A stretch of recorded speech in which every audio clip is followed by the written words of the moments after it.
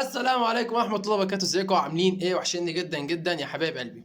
اللي لسه مش مشترك في القناة يشترك في القناة يا جماعة ويفعل زر الجرس عشان يوصلوا كل جديد، وما تنسوش تعملوا لايك للفيديو وتشيروا مش عارف مين الساعة. المهم طبعا انتهت منذ لحظات مباراة النادي الاهلي مع الاتحاد السكندري، واقتناص النادي الاهلي لثلاث نقاط مهمين جدا في مشوار صراع الدوري العام. الاهلي اخذ 3 نقط. انا دايما قلت لكم الفيديو اللي فات، مباراة المحلة الاتحاد المصري، انا بعتبر المباريات دي من اصعب الوقت اللي هي بتقابل النادي الاهلي. ليه؟ لان انت بتقابل انديه شعبيه، انديه شعبيه. فحرفيا المباريات دي بيبقى ليها طابع خاص، بينك وبينهم، بيبقى فيه حماس، بيبقى فيه قوه، بيبقى فيه اجريسيف، بيبقى فيه حاجات كتير.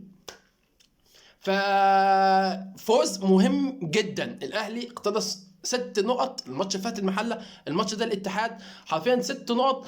انا بعتبرهم من اهم 6 نقط في الصراع على الدوري، في الصراع على جدول الدوري.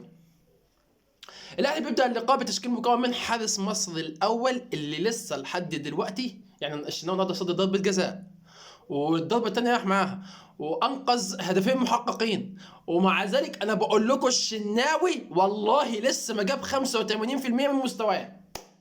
الشناوي لو جاب 85% مستواه، احسن حارس في مصر هيبقى بعيد عنه بسنين كده، فاهمين؟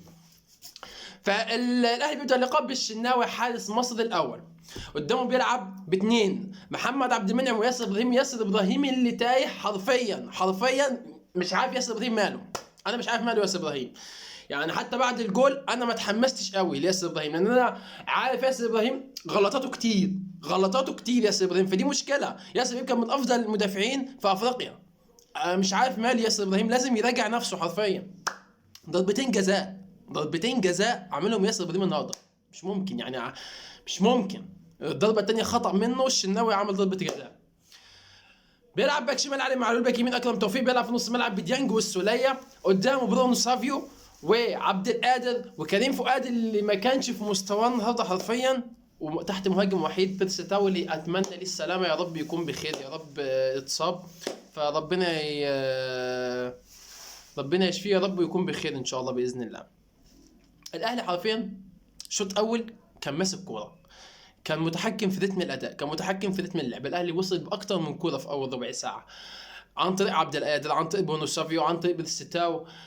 يمكن اخطر فرصه كانت بتاعه بيرستاو اللي شاطها بشماله، دي كانت اخطر فرصه، لحد طبعا ما جه الجون الاول عن طريق بيرستاو بعد ما عمل تمريره حلوه جدا لعبد القادر. هي الكوره جون من الاول، بس عبد القادر بقى بيحب ينوم من مهدي سليمان، وبعد كده يقوم تاني كان مدافع ويحط وتخبط وترجع وتخبط وترجع، بيرستاو يحطها.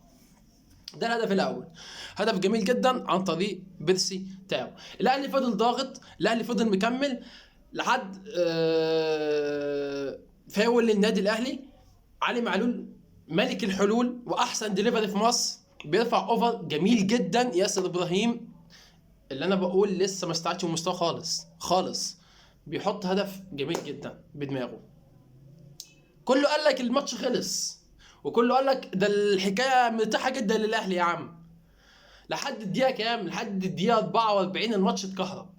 ضربه جزاء لنادي الاتحاد السكندري صحيحه، ضربه جزاء صحيحه لنادي الاتحاد السكندري عشان بس نبقى واضحين.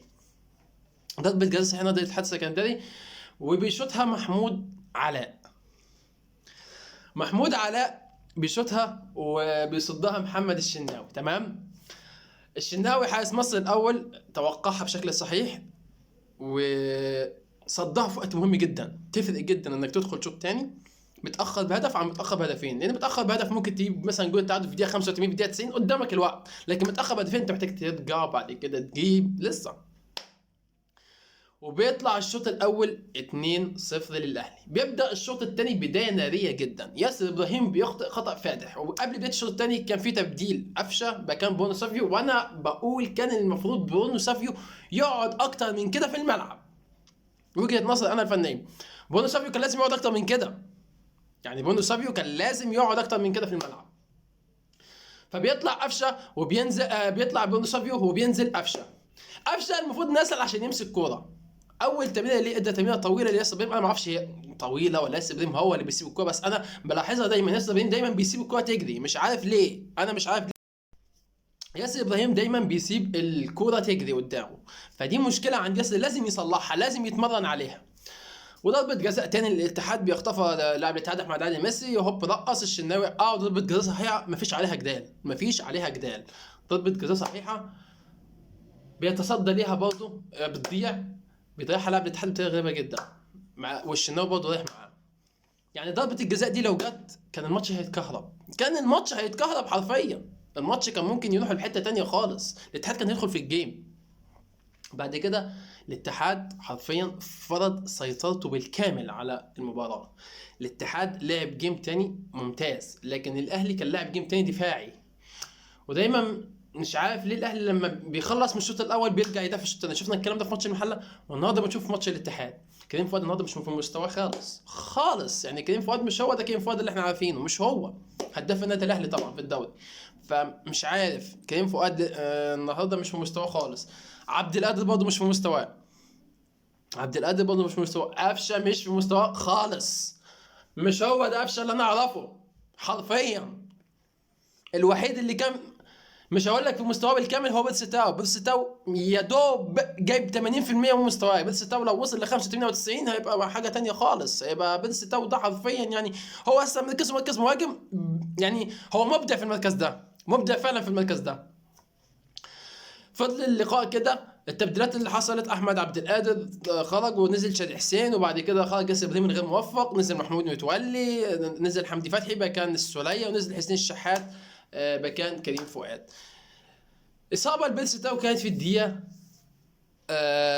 88 وسلامات لبيرستاو، يعني هو حاول فيها فكره يعني بس ما نفعتش معاه، ان شاء الله يكون سليم.